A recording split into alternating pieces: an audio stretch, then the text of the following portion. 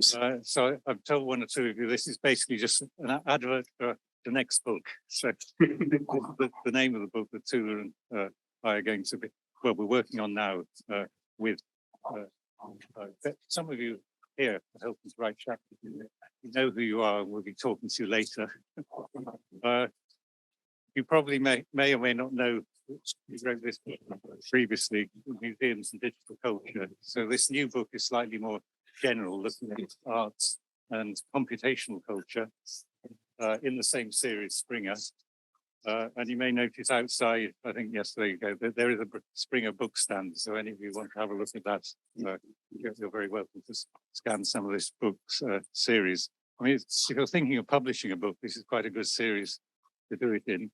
Don't expect to make a lot of money, but make sure you get a very good publisher's lunch. That's probably as much as you can hope for. Well, you'll get a little bit of royalties, but it's not a money spinner, but it's sort of academically credible. And yeah, I think half of the people in the front row are contributing, so a lot of you know about the book. So we're hoping it'll be out probably early next year is the aim, if everything goes well. So originally we called it arts and digital, computational culture.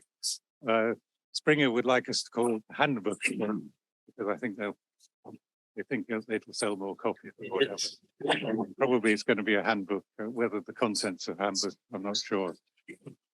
We're really looking at the idea of moving from digital culture in general to perhaps a more dynamic computational culture. You know, a lot of digital things are rather static, getting a bit more exciting with lots of, well, computers doing things in front of you like AI and so on.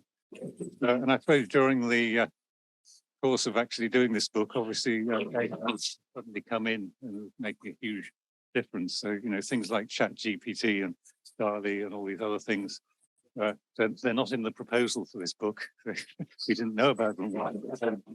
But of course, we can't ignore them now. So they're going to be included in the book. I mean, this picture is actually quite an early example. Sold for quite a lot of money, I think. So you can make money out of AI through artworks and so on. So I guess you've got all these terms that you've seen around intelligence, machine learning, all these different types of reality. I guess virtual reality now is like the old hat. We saw some augmented reality this morning with Giannini. Then there's mixed reality, extended reality, which depending on who you are, exactly what they mean. I guess mixed is sort of more of a mix of real and imaginary. I mean, that picture there is a fairly simple bit of augmented reality taken in my office. That is the view I have from my desk. And it's the basis for a cover on a book about Alan Turing, written by me. And I've just noticed that Olive outside is actually putting up so it's part of the CAS exhibition, so you can go back into your coffee after this. You can go and have a look at a nice printed version that Graham has done with it. How many hundreds of years will it last, Graham? 300. 300 years. So we've saved this digital copy for 300 years, we're hoping. If you go onto the CAS website, there is a link to a bit better digital copy. Plates after 299 don't. No, I won't. I promise not to come back and haunt you. You actually get the flesh to come again. But anyway, you'll be hearing a lot more about the CAS later this evening. So Sean Clark, who's busy hanging up the last parts of the exhibition outside. We'll talk about that later. So we've divided the book up into parts. So these are our sort of various areas. I think because we haven't got, well, we haven't actually got artificial intelligence as such in there, but I think that's going to be quite a theme to this book as a result. We've got the metaverse, which people haven't, well, whether it's last year's idea now. But anyway, there's a section on the metaverse. So we're hoping to cover all these various aspects. We've got authors. We've probably got about 3 or 4 chapters for each of these parts. It varies slightly. If any of you have ever tried to coordinate an edited book, it's a sort of trying to reach a fixed point. You know, some people join, some people leave, etc., etc. People don't answer emails. We find somebody interesting. But I think we're pretty much there with the chapter authors that we're going to have in the book. Yes, on the left there is the Expo 2020 metaverse. So Terence was saying this morning, you haven't covered the Middle East yet. Well, we might have a chat about Dubai and so on, because that's somewhere you should definitely be doing things. Expo 2020, which sadly delayed because of the COVID, so it happened in about 22. But I was there. I go out and do accreditation visits in the UAE. So I managed to stay on for a whole extra week. I did every single pavilion there.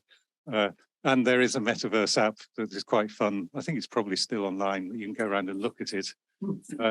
I'd recommend if you're trying to expand, go to the next expo, because every country in the world is represented.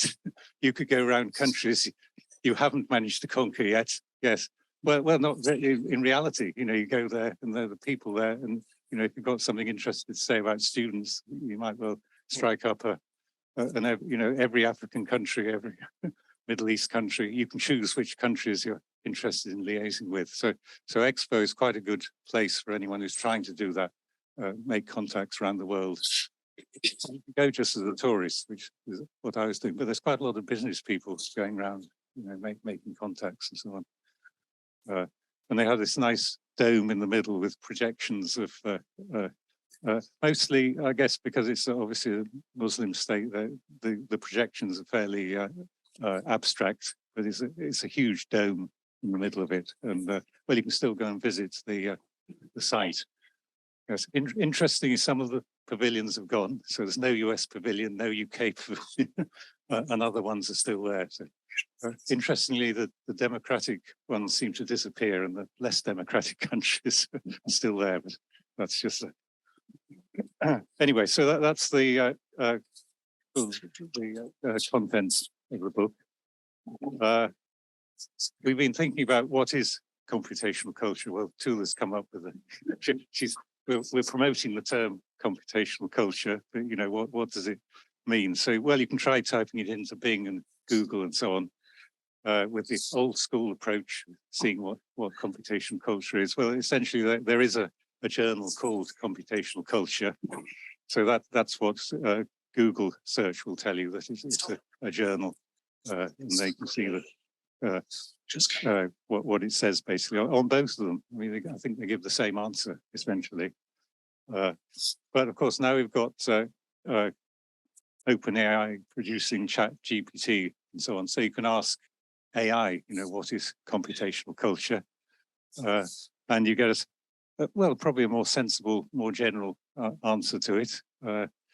Tula will say whether she agrees with what ChatGPT says or not, but it's a reasonable attempt at saying what computational culture is. It's always very anodyne, though. So if you've ever used ChatGPT, you don't get much in the way of specifics, so it's pretty boring answers. So I mean, something like ChatGPT, I can see as being quite a useful tool to interact with. So to write the boring bits of whatever you're writing about, ChatGPT can produce something like this, and then hopefully you can add some more interest. And similarly with producing art, you know, you can use the AI to start producing some art, but then interact with it and produce something interesting. So yes, we've especially used DALL-E, I guess. So we did actually try typing in. Well, this was just the prompt was just computational culture, digital art. So these are some things that you could use for us. I mean, I guess they're all pretty abstract. I quite like the fourth one it produced, so I selected that in the pictures I've blown up there. But yes, probably it doesn't do so well perhaps with abstract things. It's a bit more difficult, isn't it, when you're abstract? When you type in things that are definite objects, you know, you're going to get a horse and some moss on it, yes, or whatever it is. But it's something more general, you're going to get something pretty abstract like these pictures. And now I'm going to hand over to Tula. Yes, I'll wake her up now. This is her little slot to say a few words. Okay, so I just thought I'd pick out a moment in time within what we're covering. This is a section that's really called The Digital Road to AI, Pop Culture and Computing Arts. And within the book, we start out in the 19th century and then move up and see how this thing progresses. This particular section, you're really in the 60s. And when you think about it, forces of change, 60s to present, mass media, TV, film, and internet, web, global communication, social media, YouTube, up to TikTok to get to the very present. This has created a completely new link to computational culture. It threads through all human activity now. It's not just the arts, it's the connection of everything, almost everything you do. And in many ways, the cell phone, particularly the iPhone, Samsung, they're like your control center. So much of what you do is managed through your cell phone. So that again is a connection with this computational culture. Now, so forces of change. TV, very shortly after TV was introduced, you had millions and millions of people own televisions, and it just kept increasing. So they were constantly connected to the general culture. On the next slide is more of the culture. Shift to audience participation, interaction, creating an experience culture, and challenging conservative institutions. But by this time, the so-called academies, the societies really lost control, and you had artists asserting new identities, new ideas. This image. No. Ready. Okay. So the first Marilyn Monroe. What's going on? Shall I control the I just touched it.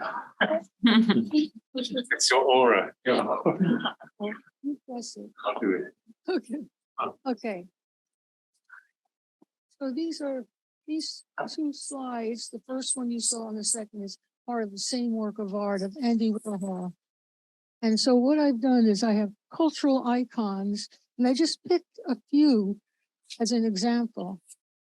And they've had massive influence on American culture and world culture. So certainly Marilyn Monroe is one of those icons. This is done in 1962, the year she died. The first, and that's when Andy Warhol did this. The first is part of the history. And you can see this, the left and the right, this is the right side, how she's fading away. And this basing art on common popular items like Warhol's soup cans, Campbell soup, Marilyn Monroe. It changed perspective on what art could be and what's in and what's out. And it brought in a whole new audience in connection with people. So I have here I have an example. The Beatles, 1964. I Want to Hold Your Hand, and then Lady Gaga, Hold My Hand. That's 2023 from Top Gun.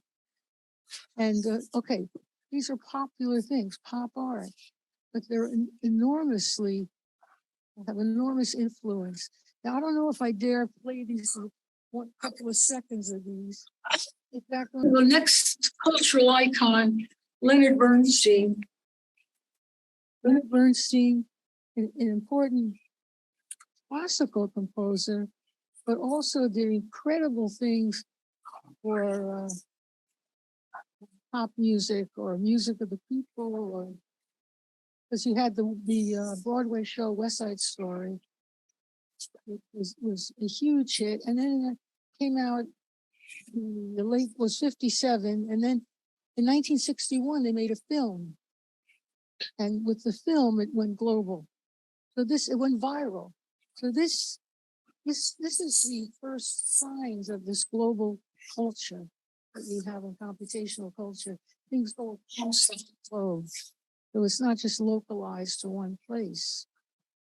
And with West Side Story, it was creating a new narrative of the Puerto Ricans in America, and humanizing it and creating a story and a narrative that people were not familiar with. You know, a huge hit across, not just in the US, but worldwide. So actually in the film, Natalie Wood, who played that part of Maria, but it was actually Marnie Nixon. We haven't heard of Marnie, who sang. Natalie Wood could not sing. She was just faking it. And Marnie Nixon was singing, and it wasn't known until very recently, because Marnie Nixon had to sign an agreement that she'd never tell anyone that she was the one. Is that ridiculous? But okay. So these are just 3 examples, but I mean, there's so many where you're creating this kind of a global culture, broad participation. I consider that time is up. Okay, I'm almost finished. Go to the next. Okay, so we're on the digital road to computational culture, 89 to 2023. I didn't touch it, it went back. Doing on things. So I thought, of course, why is this doing? Okay, there it is. It's because I'm not touching it. I'm not touching the machine. So here I thought I'd feature, again, I had to pick some examples that sort of are iconic of the period. Fin de siècle to Nanjun Paik, very important digital artist. And this is a work from 1989. And it was on exhibit at the Whitney Museum in 2018. As part, what's happening? Oh, you're getting that little, yeah. Get these little black lines. And this work features 207 TV sets. And the image of David Bowie was the key image, his face, his music. Again, this type, and the work itself changed constantly. It was a dynamic work. It was, I think that Refik Anadol was influenced by this in having a digital work that changes the image constantly. So if you look below, you'll see unsupervised by Refik Anadol and 3 different images. It's all the same work. You sit and you watch it morph in a sense. And it's quite fantastic. And it reminds us very much what happens in this fin de siècle. You're covering a pretty long period, 89 to 2023. And it's this latest technology which facilitates these kinds of dramatic changes. This was, the Refik work was in the lobby, the Gun lobby of MoMA. I took these photographs here, and it's an experience work. It's really, it mesmerizes the viewer. It's quite amazing. Okay. No, it doesn't do anything. Can you switch to the next one? Hi.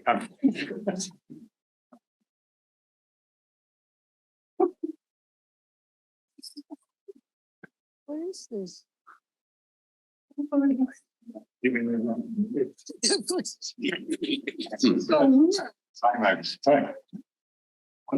wonder if the battery's gone down. Once I get to the next.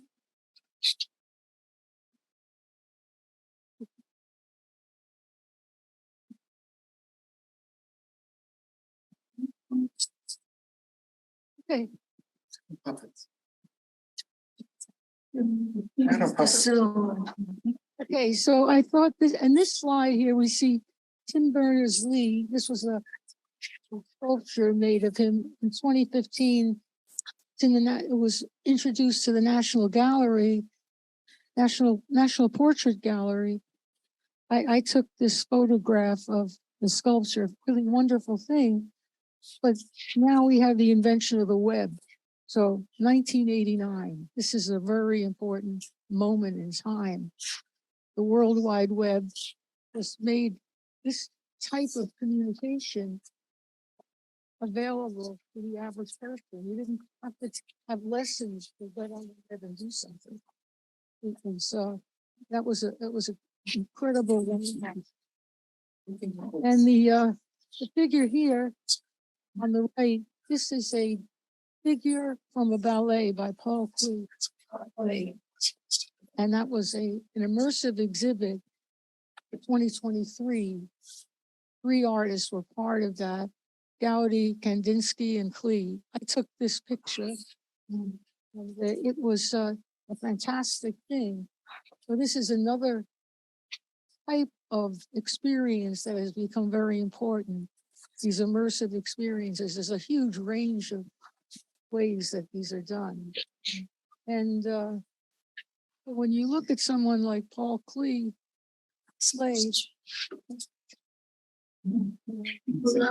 his work goes all the way back to 1914, 1915. And now it is presented and it takes on new life. Next slide. There's not much else left. Well, I can't. No, but you get the next slide up. I wish I could.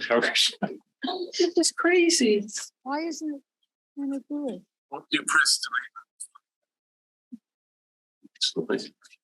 It's pressing the. Hello. We just need the next slide. I don't know why I'm pressing all the buttons here.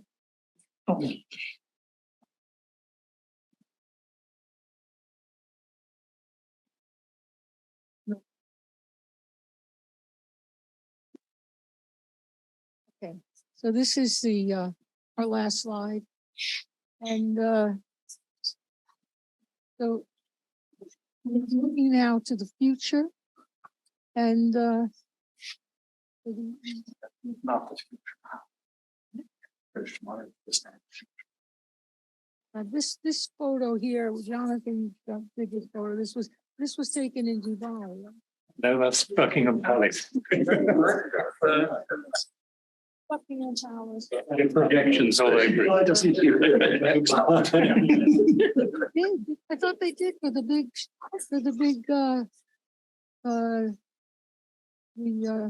festival. Okay, here it's concert at Buckingham Palace on 4 June 2022.